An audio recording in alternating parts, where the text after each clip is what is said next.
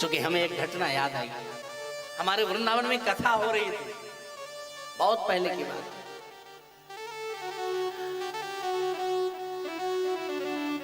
वृंदावन में कथा हो रही थी, तो उस समय इतना विकसित वृंदावन नहीं था, इतना विकसित विकासशील वृंदावन नहीं हो पाया था। तो एक पंडित जी महाराज कथा सुना रहे थे बड़े भाव से। अब वो जब कथा सुना रहे थे तो एक ग्वालिनी जो यमुना के उस पार गांव से आती थी, कायली भैया अशोक कुमार गुप्ता जी गौर कीजिए, वो आती थी रोज दही बेचने के लिए। अच्छा, एक दिन उसका दही जरा जल्दी बिक गया, तो सोची कि आज जल्दी बिक गया है तो क्यों ना हम 5 मिनट कथा का लाभ प्राप्त कर लें। वो भी आकर के कथा में बैठ गई, और जब कथा में बैठ गई तो जब जैसे बैठी सोई महाराज जी यही बोल रहे थे कि कहाँ भटक रहे हो संसार में, कर कर भ्रष्टाचार, भाव सागर से जीव यहाँ कैसे जावे पार, तन बल धन बल बुद्धि बल सरे नहीं को काम। एक बार मुख से कहो जय श्री राधे श्याम। क्या अद्भुत बातें हमारे पंडित जी महाराज सुना रहे हैं। अब उस ग्वालिनी ने सोचा कि वाह, एक बार राधे श्याम करने से लोग भवसागर पार कर जाते हैं। कितना विश्वास है देखो उसमें। एक बार राधे श्याम कहो तो क्या भवसागर पार कर जाओ। ये सुना सुई विश्वास हो गया प्रभु के नाम।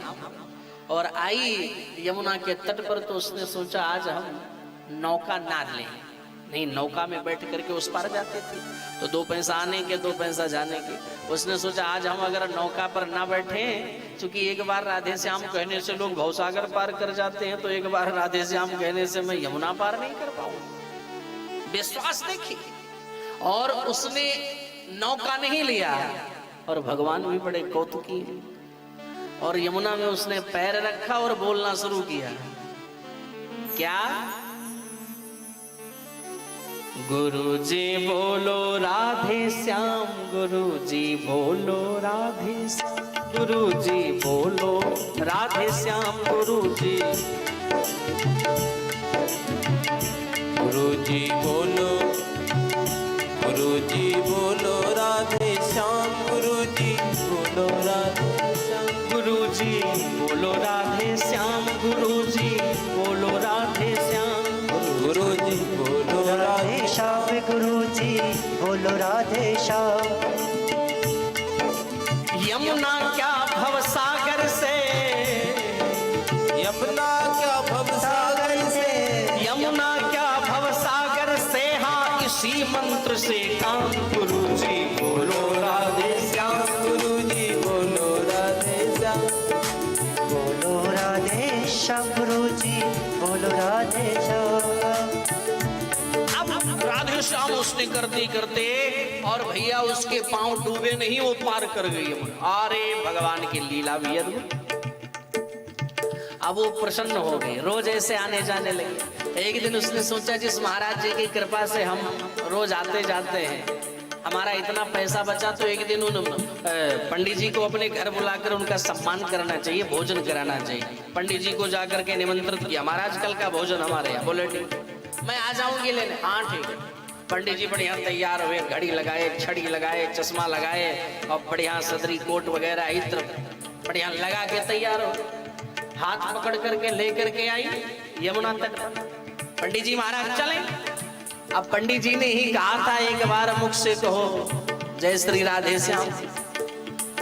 अब उसको तो विश्वास था, पंडित जी का हाथ पकड़ा। पंडित जी बोले क्या इसी हम लोग तो डूब जाएंगे इसमें यमुना जी। अब वो खींचती जा रही है, वो डूबे ना, और पंडित जी बेचारे डूबते जा रहे हैं। पंडित जी को डर लग गया कि हमको लगता है या तो ये कोई चुड़ैल है, ये नहीं डूब रही है, हम क्यों डूब रहे हैं। वो पांव रख रही है, राधे श्याम कर रही है, वो डूब नहीं रही है। और पंडित जी ने पांव रखा सो इतने पानी। पंडित जी कह रहे आज ही हमको मारने का प्रोग्राम बना लिए लग रहा है, ये कोई चुड़ैल है चुड़ैल जादूगरनी अथवा बटुमारिनी नारी।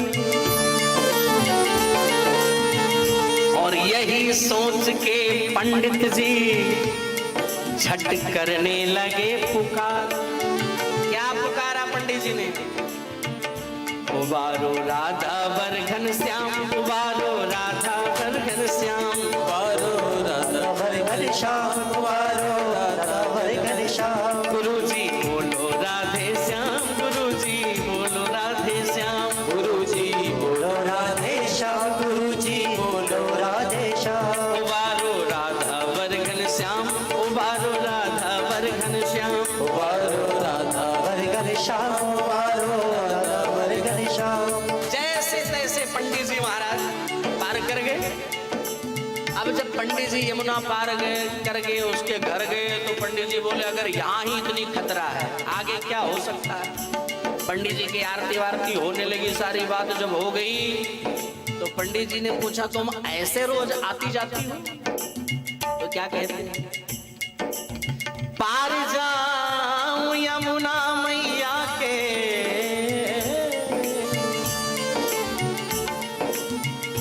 रोज सवेरे शाम, रोज ऐसे ही आती जाती हूँ मैं। अच्छा हाँ, और आंखों में आंसू लेकर के बोलो कि ये मंत्र जिसने मुझे दिया, जिसने दिया विनीत मंत्र, यह पावन प्रभु का नाम। और उन सदगुरु के चरणों में मेरा बारंबार प्रणाम। गुरुजी बोलो राधे श्याम, गुरुजी राधे श्याम, गुरुजी बोलो राधे श्याम, गुरुजी बोलो राधे श्याम।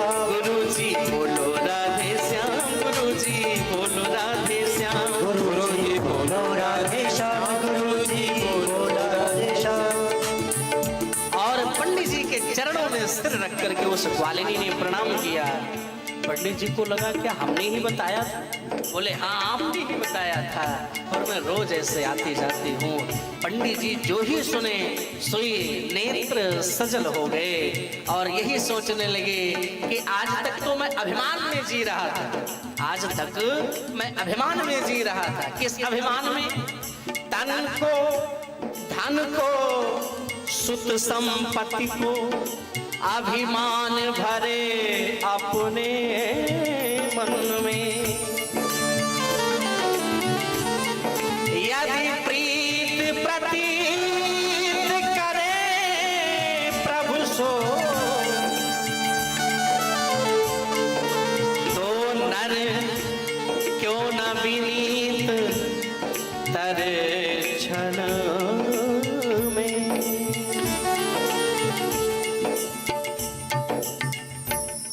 हमको अपनों का अभिमान रहता है, बेटे का अभिमान है, ये अभिमान छोड़ो मेरे भाई बहन। और आज जिस प्रकार से एक शब्द सुन करके वो ग्वालिनी रोज यमुना पार कर जाती है, अगर आपको भी विश्वास है भगवान के नाम पर, तो निश्चित रूप से भगवान आपके साथ खड़े हैं। भगवान कहते हैं जो मुझे दूर समझते हैं उनके लिए मैं बहुत दूर हूं।